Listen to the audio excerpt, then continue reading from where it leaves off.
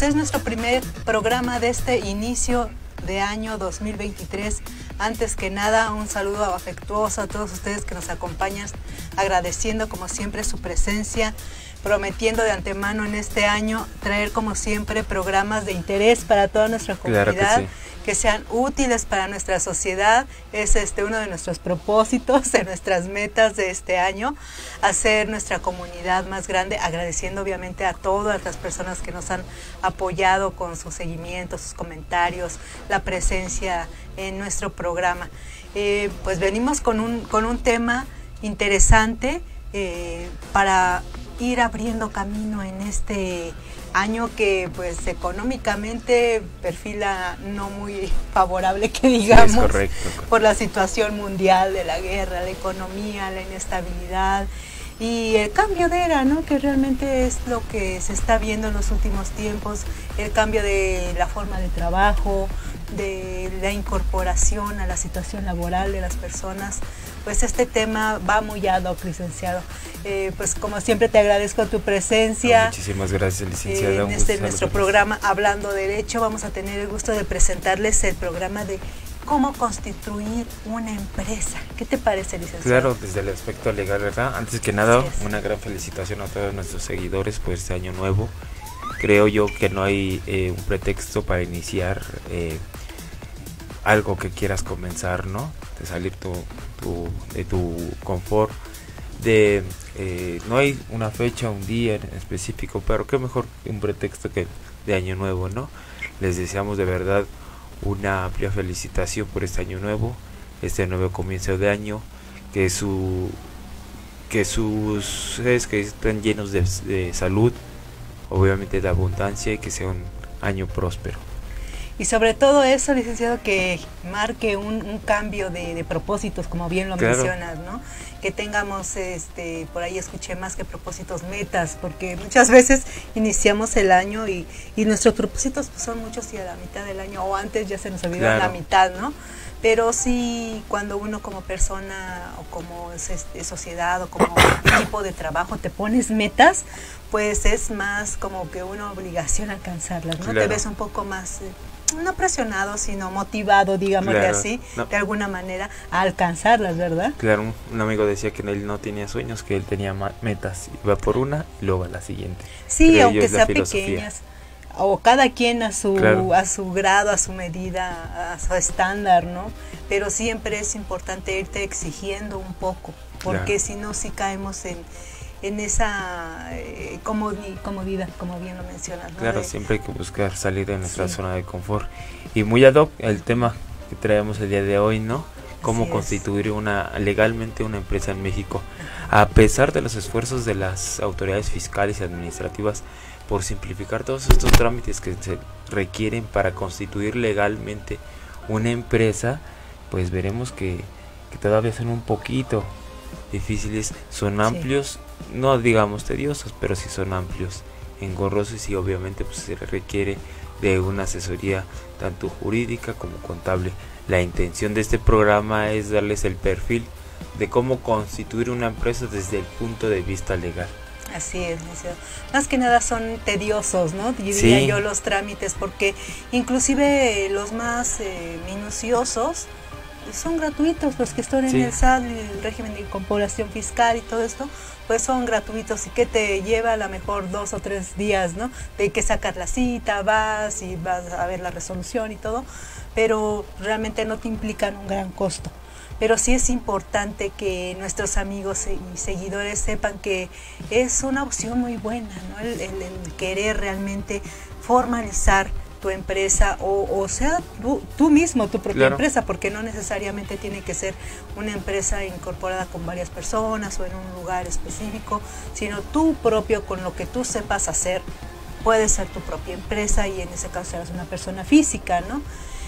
Pero sí es importante que le saques provecho en esta época que realmente es difícil ya el poderse incorporar a la actividad laboral empresarial, porque pues las ofertas de trabajo son escasas, Y a veces, aunque tengas la preparación incluso para incorporarte a este ámbito laboral, pues ya muchas veces no conviene mucho, licenciado, la verdad, sí, ¿no? Lo hemos platicado en programas anteriores, que las facilidades, las oportunidades, las prestaciones que se tienen como jóvenes que van iniciando una vida laboral, pues ya no son como eran en antaño, ¿no? En que realmente desde que entrabas ya tenías un muy buen sueldo, incorporación a planes de retiro, a seguros médicos.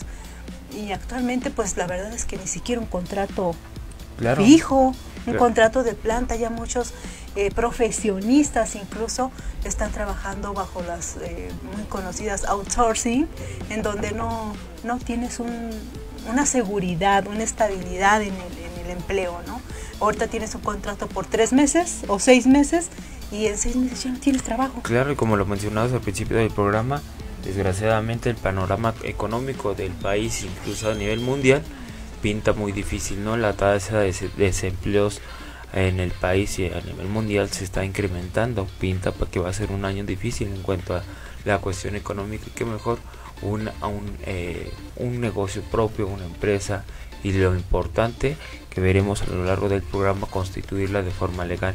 Desgraciadamente en México, en Latinoamérica, es muy difícil con todos estos trámites constituir una empresa legalmente, pero también veremos que tienes una serie de beneficios que de verdad, de lejos de alejarnos de nuestro objetivo, podrían ser benéficos para todo esto, o algún proyecto que lleguemos a tener. Aquí a nivel personal, sí, yo creo que como cada individuo debemos de hacer una conciencia individual de que todos tenemos cualidades y aptitudes, licenciado. Por ahí me dice una persona muy allegada que Dios no manda a nadie al mundo sin una habilidad. Claro. Y yo, por más que avanzo en la vida y conozco a las personas, creo que tiene razón. Todos tenemos una habilidad, ya sea desde manualmente, hay gente muy ingeniosa con sus manos, hay gente muy ingeniosa mentalmente, creativa, intelectualmente, con creatividad. Hay otros que les dio un don, ¿no? La voz o el baile, no sé, muchas. Pero toda la gente, una habilidad tenemos para salir adelante en la vida. Hay que encontrarla y explotarla, la verdad. Entonces, desde ahí vamos a empezar nuestro programa, que esperemos que sea de su agrado, en enfocar y identificar cuáles son nuestras habilidades para saber qué es lo que vamos a hacer. Si vamos a constituir una empresa, ya sea a nivel personal o colectiva, ¿de qué va a ser nuestra empresa? Yo sé hacer unos deliciosos pasteles, pues pongo una cafetería, una pastelería, o yo soy excelente vendedora, ¿no? Me voy a lo mejor una inmobiliaria, una empresa que venda algún producto, y ahí tendré éxito, ¿verdad? Entonces, identificar primeramente cuál es tu habilidad para saber a qué te vas a dedicar.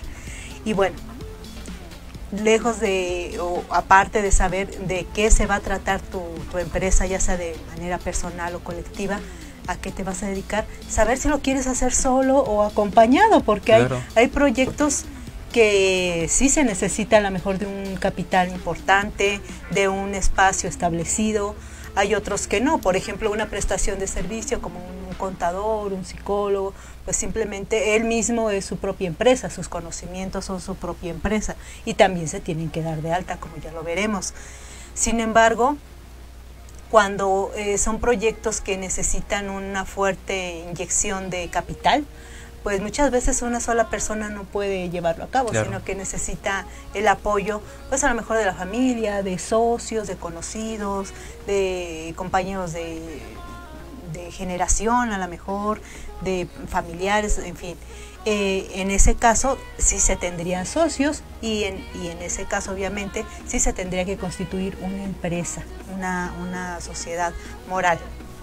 Ahora, otro aspecto importante es el ubicar en dónde, tener un proyecto. Sí. Dentro del proyecto pues se puede ver qué tan grande quieres ese negocio, esa meta que tú tienes, porque no es lo mismo, a lo mejor hablemos de una pastelería, ¿no? Por poner un ejemplo, no es lo mismo ponerlo aquí en Valle de Chalco que ponerlo en Insurgentes, claro. ¿Estás de acuerdo?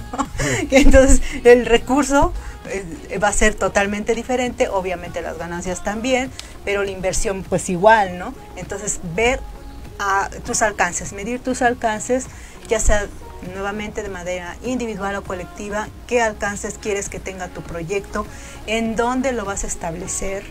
Ese es un punto importantísimo, porque nuevamente pensando en una cafetería, vamos a cambiar una cafetería, no sería muy buena idea ponerla en donde en la esquina tienes a un Oxxo y a un lado tienes un Starbucks, ¿no? Claro. Por ejemplo.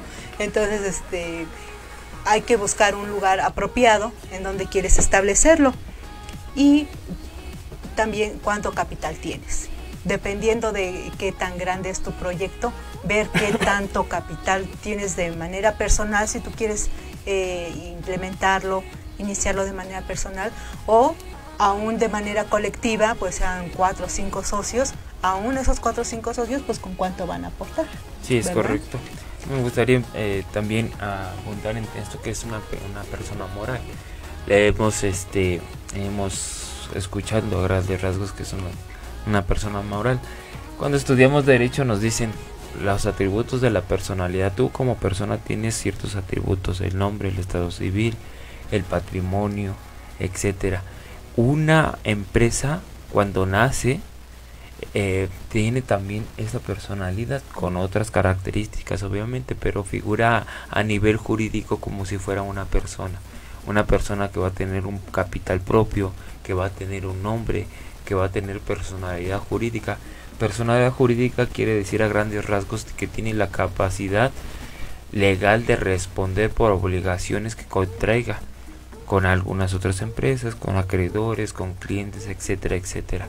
A grandes rasgos esto es lo que significa que es una persona moral.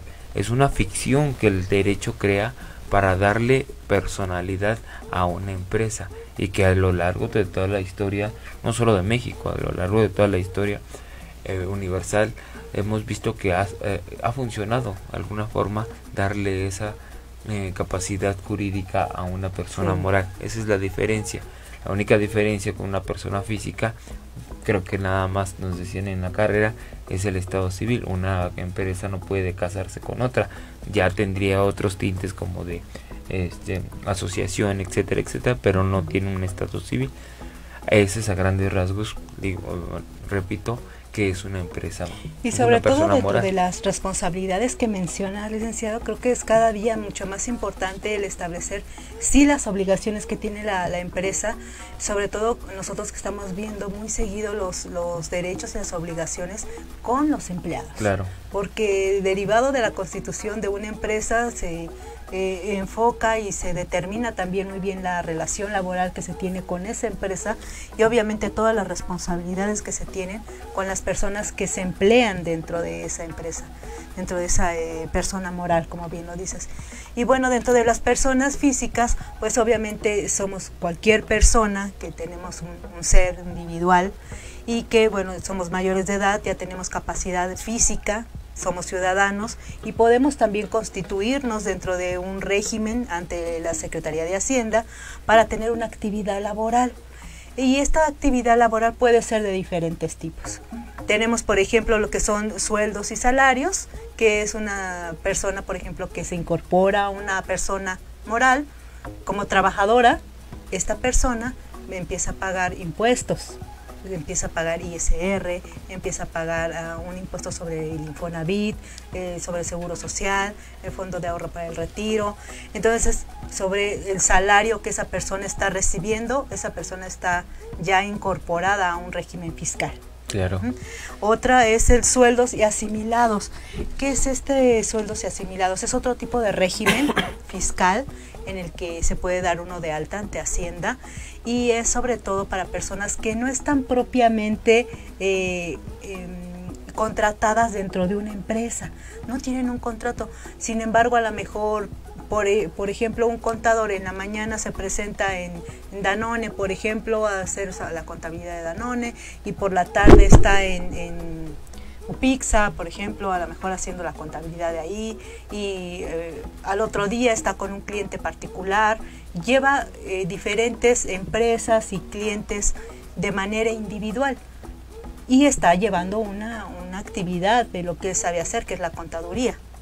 pero no pertenece a una empresa. En este caso son sueldos asimilados, que recibe salarios bueno, más bien no salarios, sino una remuneración económica de diferentes fuentes. Otro tipo de incorporación fiscal es el de arrendamientos. Por ejemplo, las personas que por alguna situación, por sus propios esfuerzos o porque recibieron una herencia, por ejemplo, algo así, ponen en arrendamiento locales comerciales, departamentos, naves industriales, por ejemplo, cualquier tipo de bien inmueble que se pueda rentar y tú recibes una remuneración económica por esa actividad, es otro régimen que se llama arrendamientos. Otra actividad, también todas estas que estoy mencionando es para personas físicas, se llama intereses. Hay personas que pues hacen del préstamo su estilo de vida y también eso lo regula Hacienda. Claro. ¿No? También lo regula, entonces así se le denomina, intereses.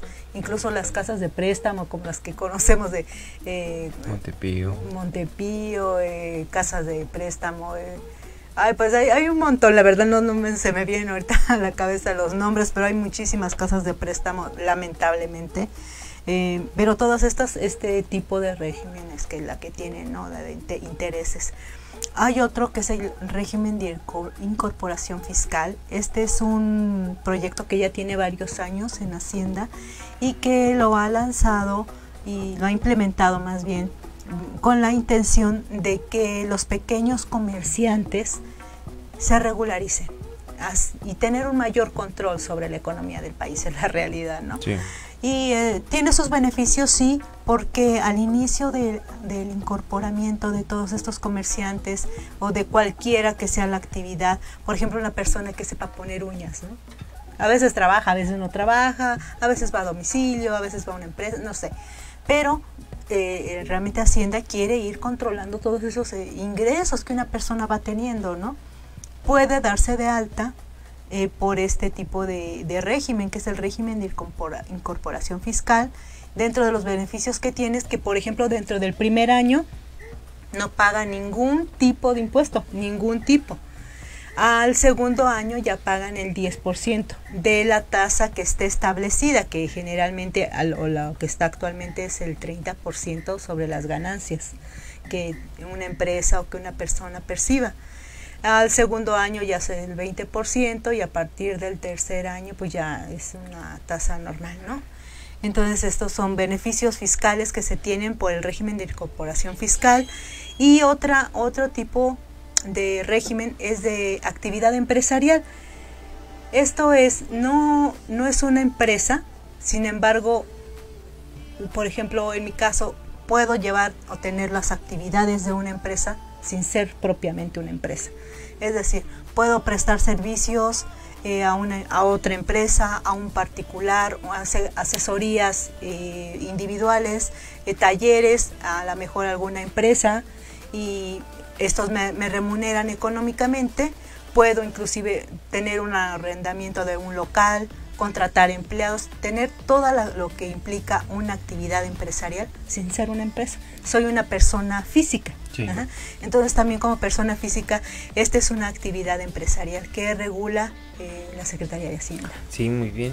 Y hay que decirlo, mientras nosotros desarrollemos una actividad, ya sea como empleados o a través de una empresa, incluso como persona física haciendo alguna actividad, ya sea de servicios o prestación de algún o venta de algún producto, es obligación pagar impuestos, lo establece la Constitución Política de los Estados Unidos Mexicanos, y formalmente deberíamos estar inscritos, cual sea la actividad obviamente ilícita que desarrollemos, tendríamos que estar inscritos y dar de alguna forma de alta en cualquiera de esta gama de razones sociales que la ley prevé para pagar el impuesto debido. Es obligación de todos, ¿no? Claro. Desgraciadamente, pues en México existe mucha informalidad por muchos aspectos. El miedo a pagar impuestos, a que no sea un negocio fructífero, que todo lo tedioso que es en realidad los trámites administrativos para constituir legalmente una empresa. Pero bueno, ya hablaremos más adelante, hablaremos un poquito más sobre lo que es uno, los beneficios que eso nos podría acarrear, y dos, hay que decirlo, existen delitos fiscales que te pueden sancionar si tú estás desarrollando una empresa y no pagas impuestos, ¿no? Todo esto a grandes rasgos se regula por la Ley General de Sociedades Mercantiles. La Ley General rige en todo el país, no es de un estado, no. Esta Ley General de Sociedades Mercantiles establece las normas de funcionamiento de cualquier empresa mercantil a nivel nacional. Y bueno, primeramente, para que puedan ya nuestros amigos irse dando una idea de qué se necesita para poder ya irle dando forma a este trámite, es pues primeramente escoger un nombre, ¿no? Una razón social.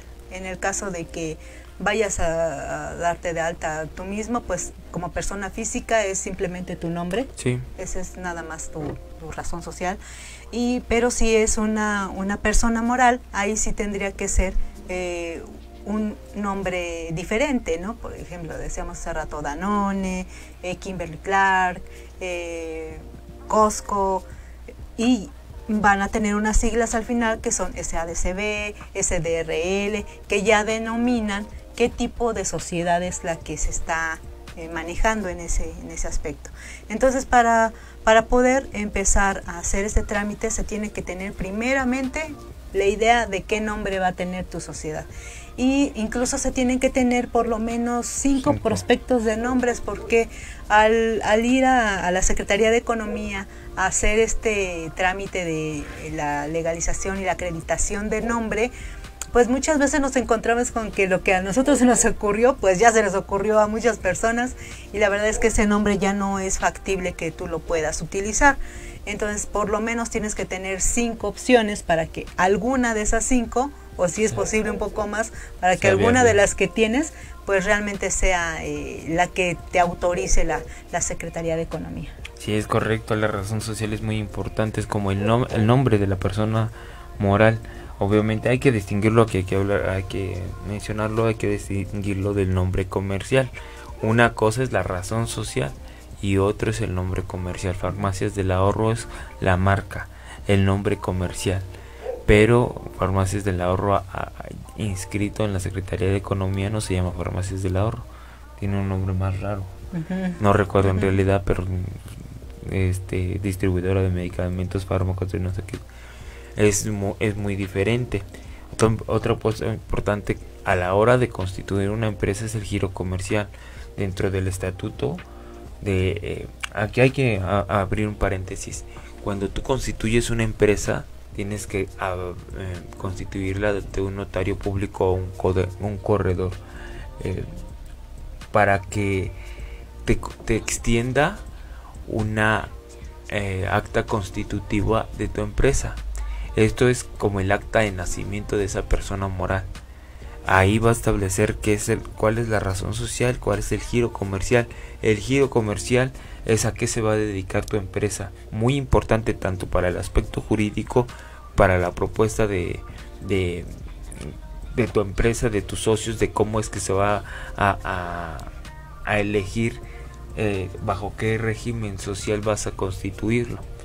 Vamos a dar un ejemplo a grandes rasgos de qué tipo de sociedades existen. A lo mejor ya posteriormente hagamos un programa más a fondo de cada una de ellas, porque son muy amplias. Y sus características, formalidades son muy distintas. Muy diferentes.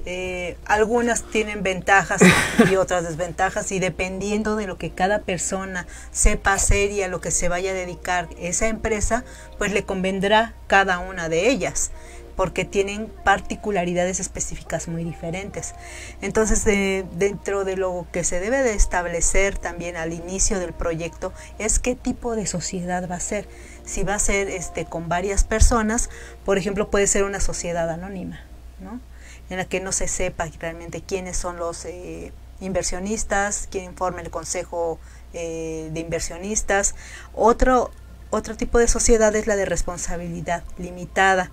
Otra es una sociedad de acciones simplificadas, en donde una empresa externa que maneja acciones, maneja accionistas, como que te adopta y inyecta inversiones de esos accionistas a tu empresa.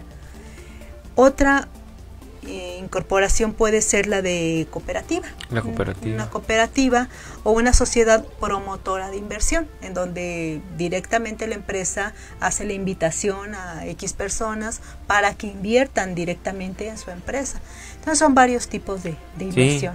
Obviamente esto va a depender de las características, el giro comercial, el capital. Ya cuando tú constituyes formalmente una empresa, tú debes de asesorarte cuál es la opción que más te conviene. Y esto también depende del capital, el número de socios, la responsabilidad que tenga cada uno de los socios. Cooperativas, por ejemplo, es un poquito más difícil, pero obviamente pues es extenso la empresa. Recuerdo, por ejemplo, en aquellos tiempos me platicaron sobre la cooperativa Pascual. Esta refresquera en su momento se fue a la quiebra, incluso ya iba a ser liquidada como persona moral. Ya más adelante hablaremos de en qué consiste la quiebra. Iba a ser liquidada y para rescatarla reestructuraron a la empresa como una cooperativa.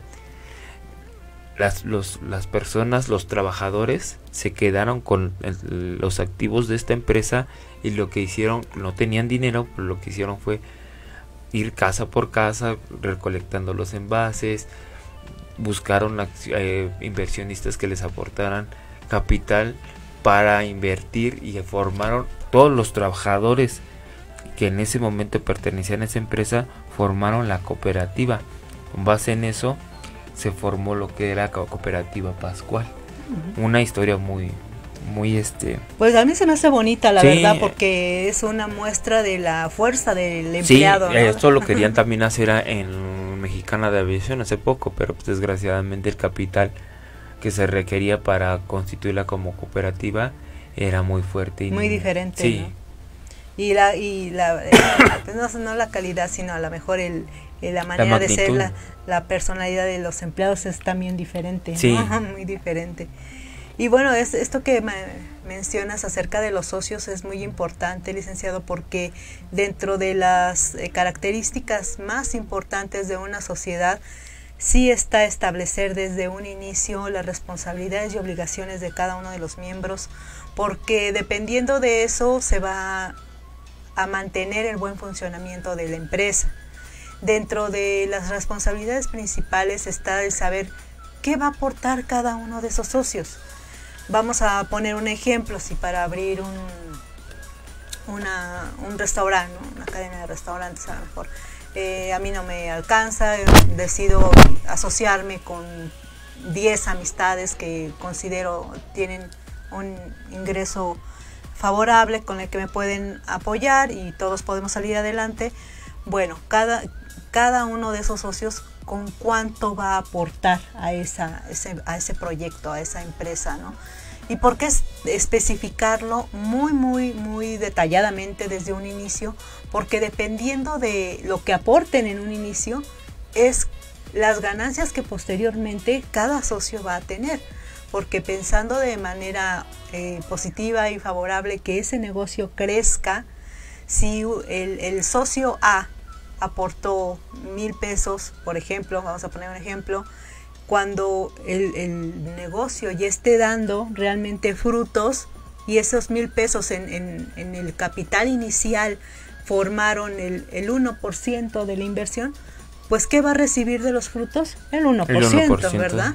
Sin embargo, si yo tengo otro socio, el socio F, ¿no? Vamos a decirle así, el socio F aportó el 30% de ese capital inicial que se necesitaba, pues durante el crecimiento de esa empresa, el socio F va a disfrutar del 30% de todos los frutos que esa empresa reciba, ¿no? Por eso es muy importante especificar qué cantidad, qué porcentaje está aportando cada uno de los socios, porque de esa forma va a ser lo que recibe en un futuro. Claro.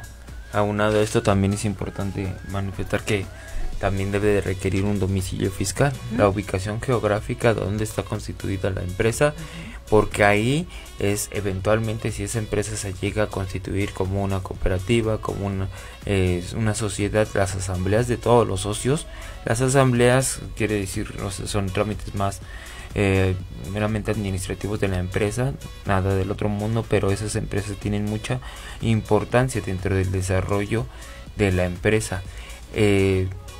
Es importante que tenga un domicilio fiscal ubicado en el área geográfica.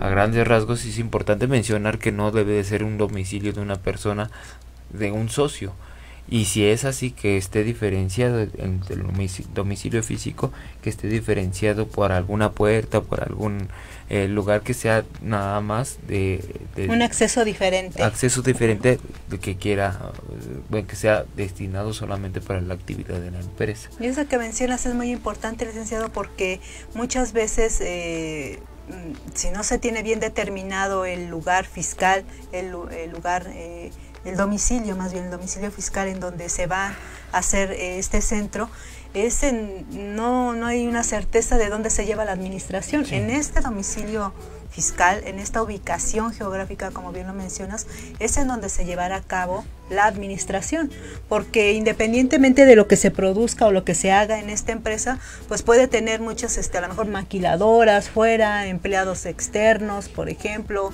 puede tener bodegas en diferentes lugares, pero la administración de dicha empresa deberá de estar localizada en este domicilio fiscal.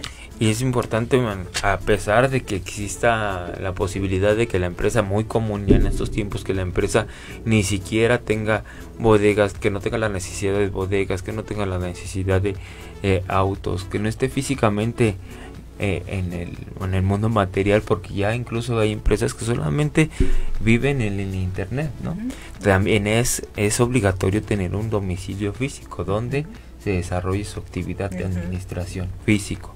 Y ya que mencionas esta de la actividad, también es importante describir detalladamente la actividad a la que se va a dedicar esta empresa, ¿no? Generalmente a lo mejor gente dice, vamos a hacer ropa.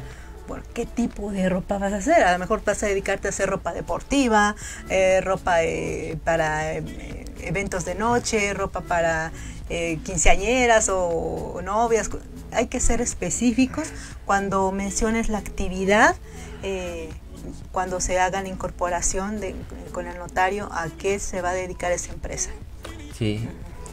Y bueno, también dentro del domicilio es importante mencionar que sí es necesario tener una ubicación, porque dentro de este domicilio fiscal es en donde se llevará a cabo las juntas de accionistas, que son muy importantes y se harán periódicamente, dependiendo el tiempo, va a depender de la decisión de ese consejo de accionistas, y el consejo de accionistas obviamente son los socios, ¿verdad?, de la empresa.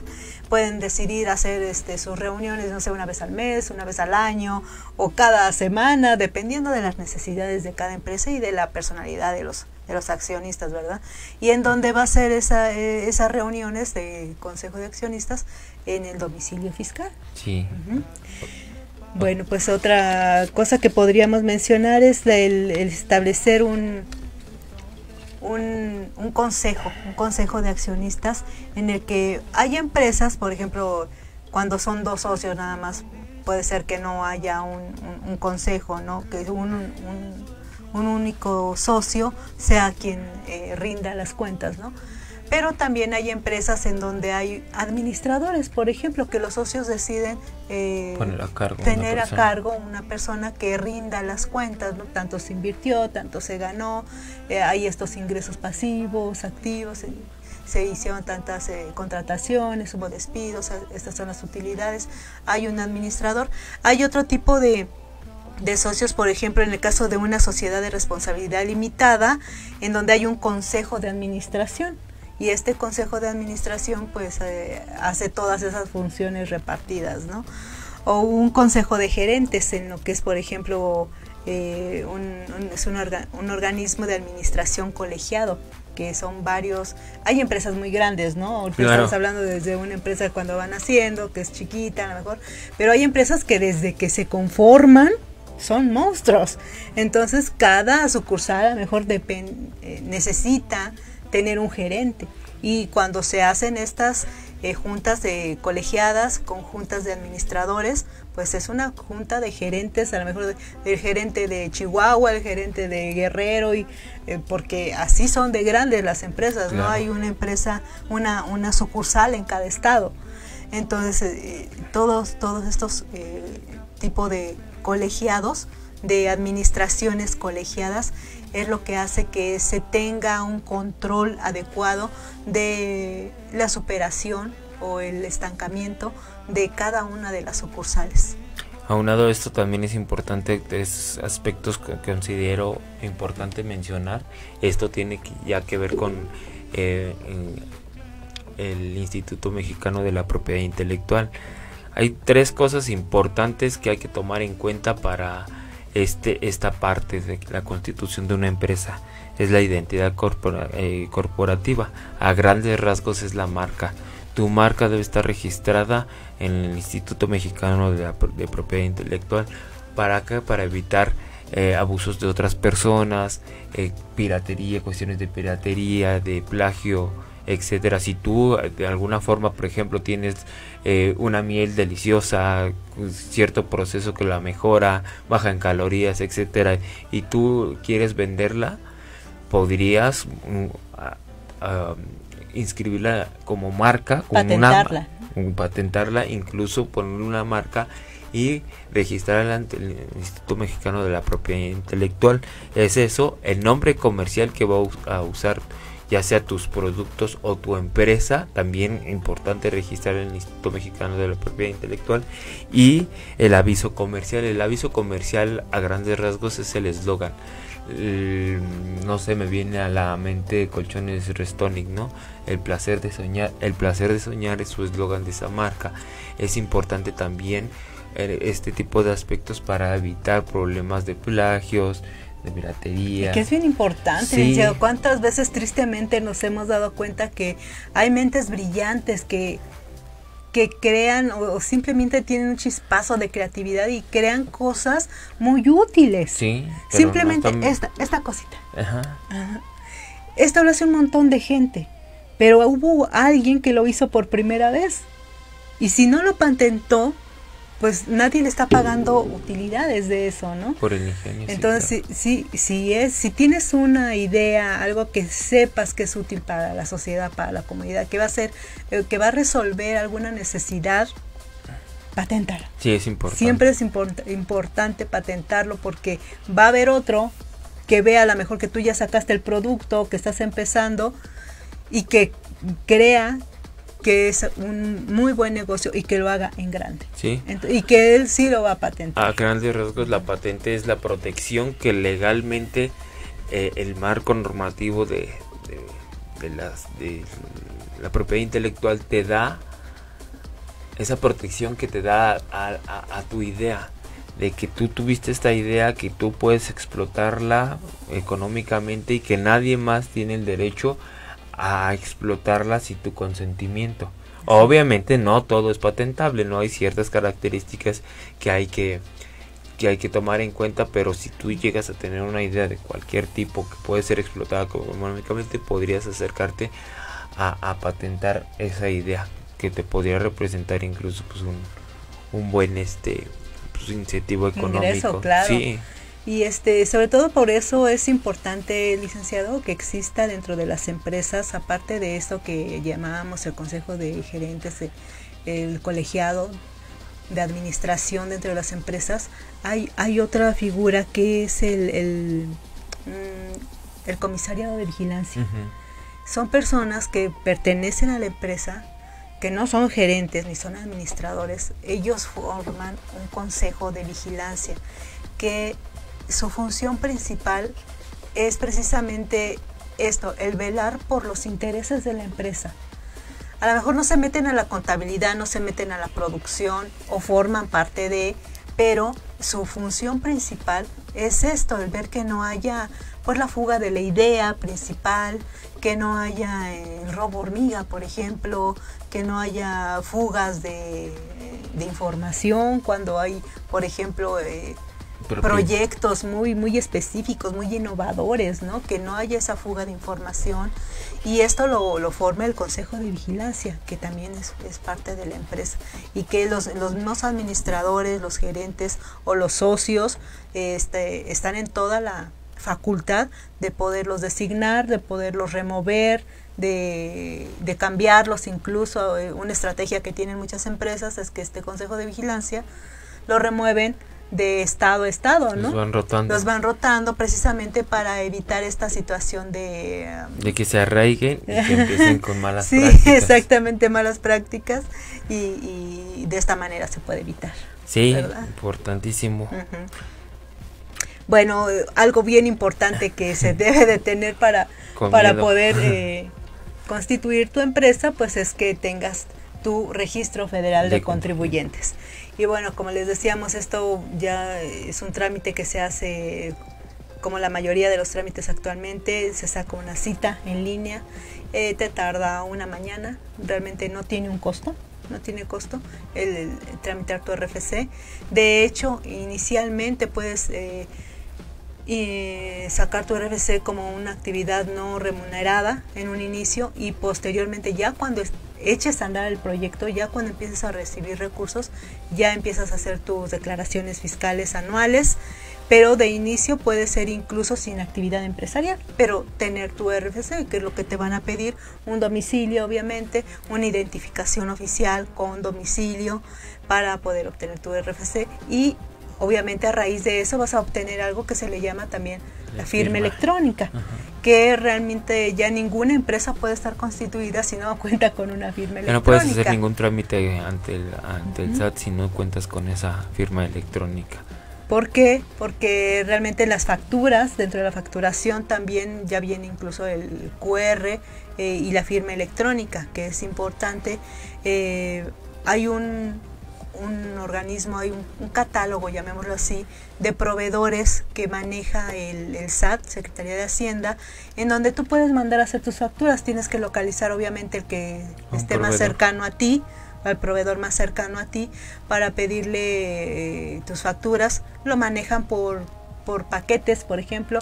Hay paquetes, por ejemplo, de 1 a 10 facturas para personas que van empezando, que a lo mejor un servicio para ellos es a lo mejor algo muy grande, pues es una factura por cada evento, por ejemplo, ¿no?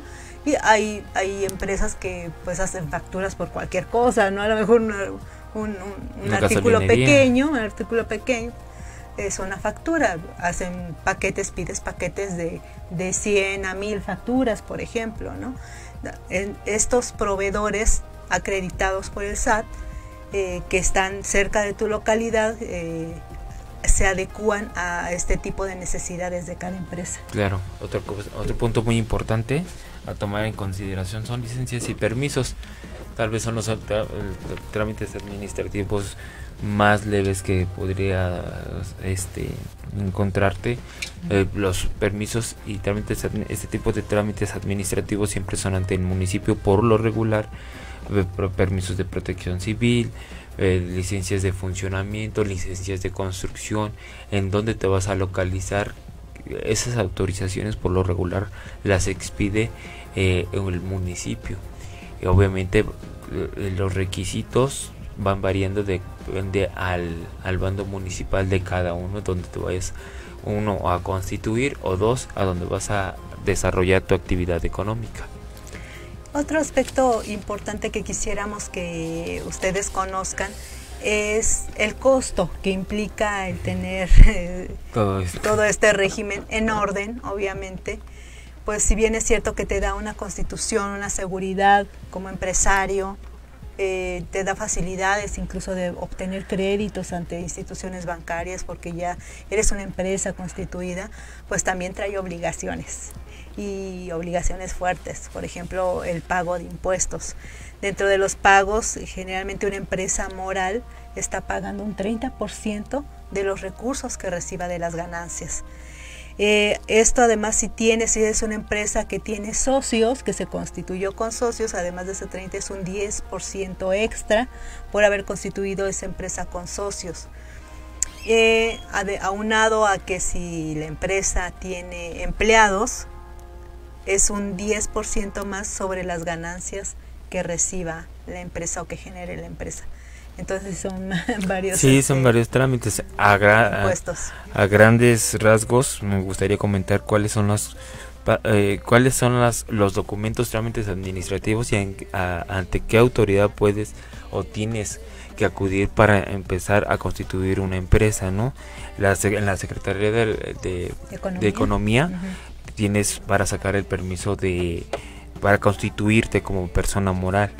Ante un notario público tienes que acudir para establecer los estatutos de tu acta constitutiva de la empresa, lo que mencionamos, es como el acta de nacimiento de la empresa moral. Y a grandes rasgos, licenciado, para que nuestros amigos que no tienen idea más o menos de qué son los estatutos, pues son las reglas.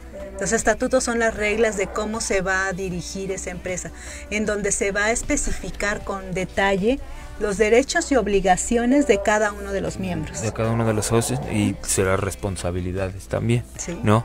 Hablábamos del RFC, obviamente es hasta el SAT, el Servicio de Administración Tributaria, el Registro Público de la Propiedad y de Comercio, todos este tipo de aspectos sobre las marcas, el eslogan, el uso comercial de la marca, etcétera, etcétera.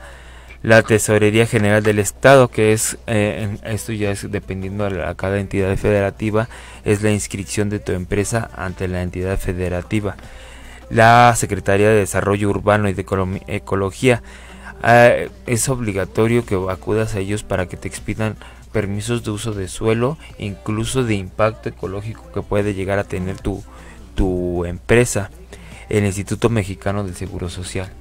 Si tú vas a tener, no todas las empresas tienen empleados, pero si tú tienes empleados es obligación tuya inscribirlos en el Instituto Mexicano del Seguro Social. Incluso tú como dueño, si desempeñas algún papel administrativo, incluso te nombras como gerente, director, también puedes acudir a inscribirte al Instituto Mexicano del Seguro Social. Y aquí yo quisiera hacer un paréntesis, si me lo permite, licenciado, para las personas que estén pensando la posibilidad de constituir su empresa.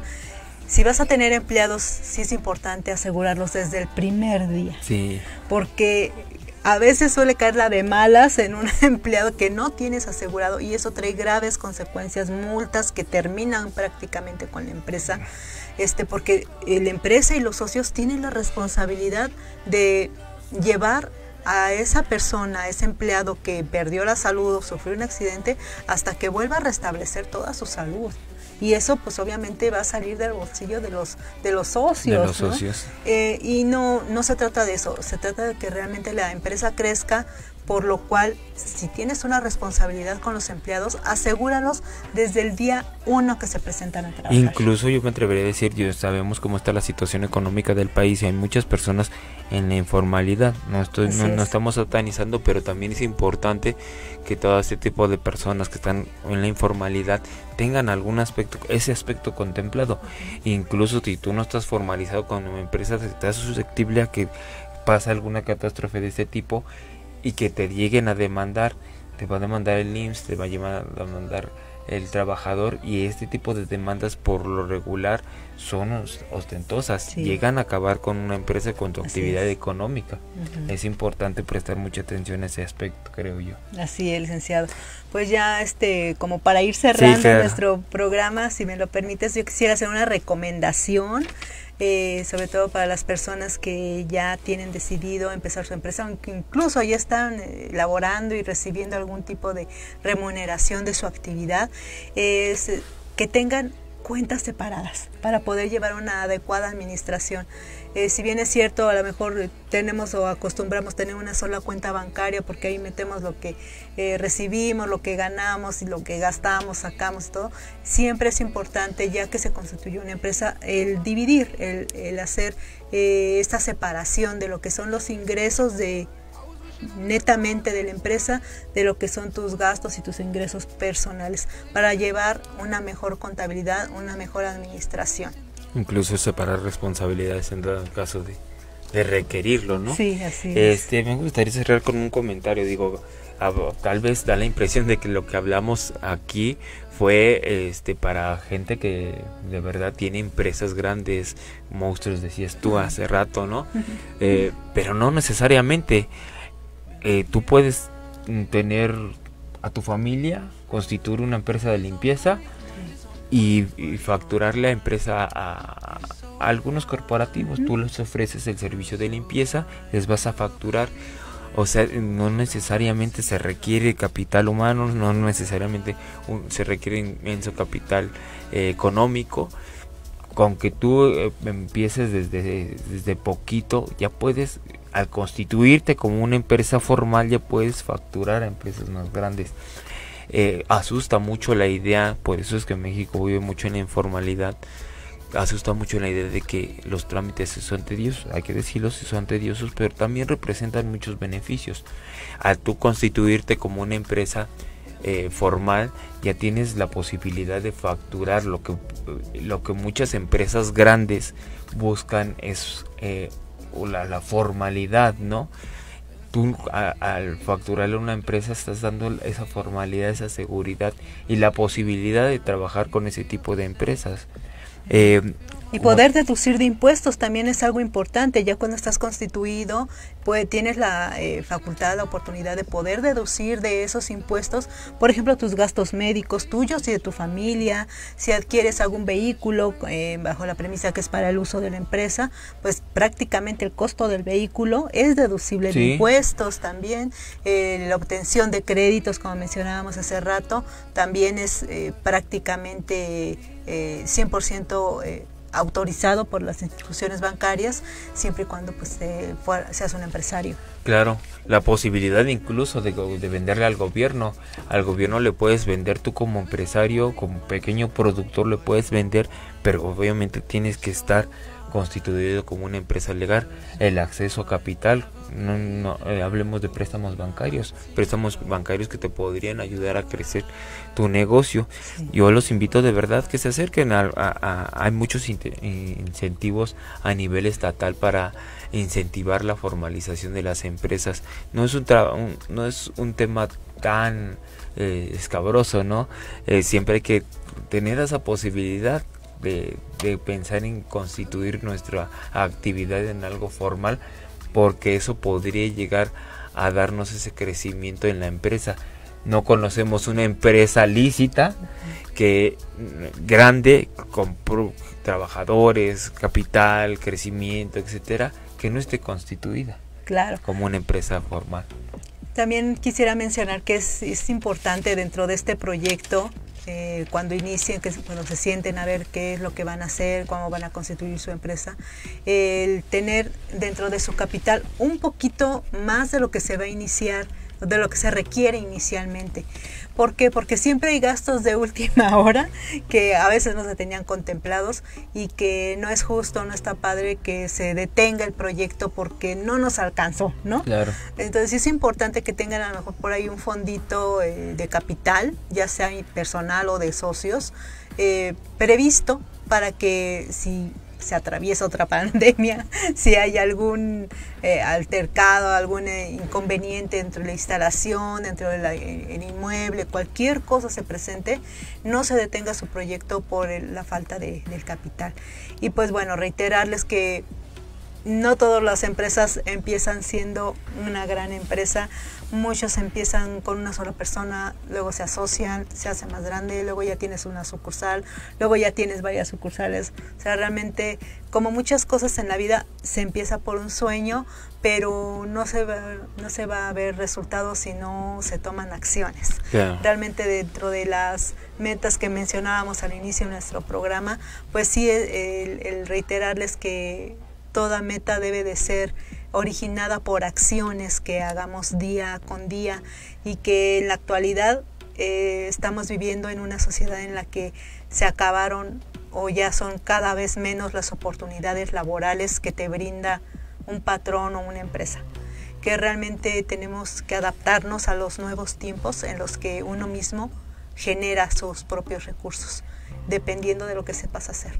Sea lo que sea que sepas hacer, compártelo, hazlo llegar a la comunidad, porque si tú lo haces llegar, esa comunidad te va a hacer llegar también los recursos que tú necesitas. Y ya sea de manera individual o colectiva en una empresa, formalízalo, ¿verdad? Sí, claro, es importante, perdamos ese miedo, desmitifiquemos ese miedo que tenemos a formalizar una empresa. Vemos que tiene muchas ventajas formalizar una empresa. No requieres gran capital, no requieres un equipo jurídico, no requieres un equipo de contadores, no. Incluso hay talleres impartidos a veces hasta por universidades, el propio gobierno, con la intención de incentivar la formalización de las empresas, que te imparten talleres tanto de contabilidad como constituir una empresa. Es importante que se acerquen a eso para que formalicen, no echen en saco roto, que es una posibilidad de formalizar la empresa, les va a dar un crecimiento mejor. Y si ya están decididos a hacerlo, pues por ahí échenle un vistazo a la Ley General de Sociedades Mercantiles, en caso de que sea una sociedad con socios, o al Código Civil que regula a las personas fiscales. Y bueno, pues en nuestro programa siguiente yo creo que seguramente tendrá mucho que ver con porque es un tema muy amplio. Les agradecemos mucho su presencia. Nuevamente Nacional Barra de Abogados Lex se pone a sus órdenes para cualquier duda. Mi teléfono personal, la licenciada Lisbeth Ortega, el 5525-5301 y el 552233-6305. Muchas gracias por habernos acompañado. Bonita tarde. Hasta luego. Bye.